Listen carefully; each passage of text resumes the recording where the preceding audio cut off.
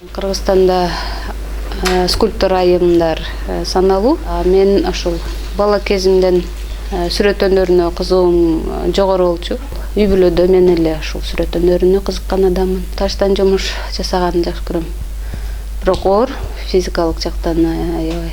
Өзүбүздүн максатка жетиш бул өзүбүздүн колубузда чынында.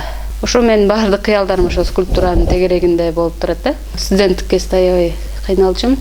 Каркас жасаш керек, форма алышың керек, ташты чабышың керек.